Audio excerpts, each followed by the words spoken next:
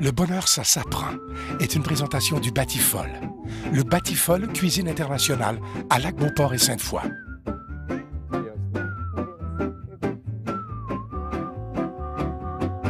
Ça va démarrer. On est de retour avec Jean-Pierre Lemaitre. Jean-Pierre Lemaitre, qui est l'auteur de Pas d'excuses, qui est conférencier, qui donne des ateliers, pas juste au Québec, mais partout à travers le monde, je pense. Hein? Oui. Ça ressemble à ça. Oui. Mais bienvenue d'abord à Qu'est-ce qu'on attend pour être heureux? Et le fait de passer à l'action, parce que j'ai l'impression que grâce à ton livre, Jean-Pierre, et à probablement ce que tu fais dans la vie, t'aides les gens, tu leur apportes comme une espèce de mode d'emploi pour passer à l'action davantage. Ben oui, parce que je me suis rendu compte à travers justement les ateliers que j'ai pu faire, les conférences, que tout le monde a une quête au bonheur. Et ce bonheur, il passe par des choses qu'on veut faire bien souvent et qui sont bloquées très souvent au moment de passer à l'action.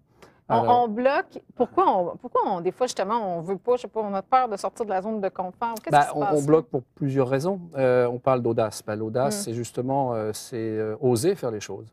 Et quand on veut faire quelque chose, bien souvent, il y a tout un tas de blocages. Alors, ça peut être lié aux croyances. On appelle ça les croyances limitantes ou les croyances positives.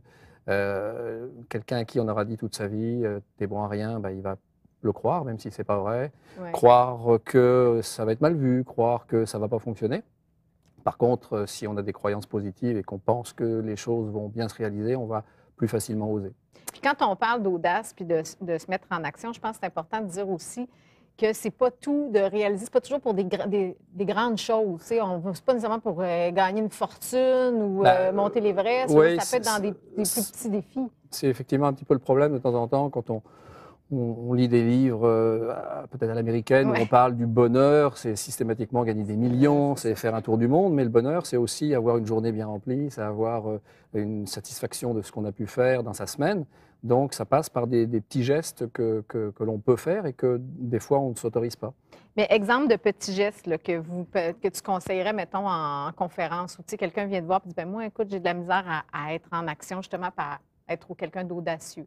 Et ça commence par quoi, des petites affaires? Ça commence par, la croyance que c'est quelque chose qu'on peut faire, que c'est possible, et ensuite d'avoir la détermination de le faire et bien sûr de s'autoriser, mais de ne pas attendre d'être motivé systématiquement pour passer à l'action. Souvent, on attend d'être motivé pour passer à l'action, alors que c'est souvent l'action qui génère une certaine motivation. Donc, de plonger dès le départ, de dire, oui. D'oser, d'avoir l'audace.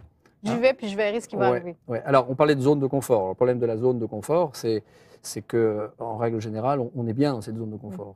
Et le changement, puisqu'on parle de changement, passer à l'action, c'est changer des habitudes. 90% des choses que l'on fait, ce sont des habitudes. Donc, les habitudes nous rassurent, ça nous évite de mettre de l'énergie. Donc, quand il s'agit de passer à l'action et de sortir de cette zone de confort, on trouve des raisons pour dire que demain matin, ça sera plus facile, on verra ça plus tard, qu'en fin de compte, ça ne fonctionne pas si mal que ça. Alors qu'on connaît les bienfaits du changement. D'ailleurs, je pense que quand tu parles dans ton livre et dans tes conférences, on a aussi d'accélérateur de changement, j'aime ça, cette façon de le dire, mais de mesurer les bénéfices qu'on va y gagner, de faire comme la balance aussi. Il y a effectivement, il y a tout ce qu'il est nécessaire de faire pour que le changement fonctionne. Il y a se poser les questions, d'abord, est-ce que c'est possible? En admettant qu'on pense que c'est possible, on a remarqué très souvent qu'on commence quelque chose et on abandonne.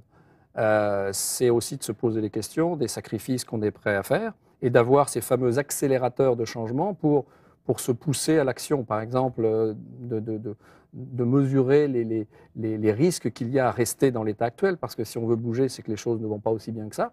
On peut regarder comment vont les choses, on peut les anticiper sur les 2 ans qui viennent, sur les 5 ans qui viennent, sur les 10 ans qui viennent, et là, on va s'apercevoir que c'est très risqué que de rester là. Là, ça va nous paraître gros, on va dire, mais je ne veux pas vivre ça. Alors, ça peut nous porter à vouloir changer. Et donc, un exercice dont je parle effectivement dans le livre, c'est de faire cette fameuse balance du changement, être capable de lister les sacrifices et les efforts qu'on va faire, qui en règle générale sont les premiers qui viennent à notre esprit, et ensuite d'aller très très loin dans tous les bénéfices, les avantages qu'on va tirer de ces changements. Parce qu'on l'a vu, il suffit de se rappeler des choses qu'on a pu faire. On traverse le changement dans nos vies personnelles, professionnelles, dès la plus tendre enfance. Bien sûr. Et si on regarde en arrière, combien de fois on s'est aperçu que ce qu'on pensait être très difficile est beaucoup plus facile qu'on ne le pensait, et que surtout on se dit, mais j'aurais dû faire ça bien plus tôt que ce que je le fais. Je pense que de lire Pas d'excuses et d'écouter tes sages conseils va nous permettre d'avoir moins de regrets à la fin de notre vie, probablement aussi. Ben, absolument. Hein? D'avoir été ouais, plus en ça. action, c'est ce que ça apporte. Ouais. Merci beaucoup, Jean-Pierre. Merci. Infiniment pour ta présence. Il y aura les détails de toute façon sur ce que tu fais sur notre site Internet aussi. Et après la pause, ben, on reçoit une fille qui est très audacieuse aussi, la belle Kim Rosk. Mais vous allez voir qu'on lui a préparé une belle petite surprise aussi. On va voir peut-être d'où ça vient, cette audace-là. Restez là.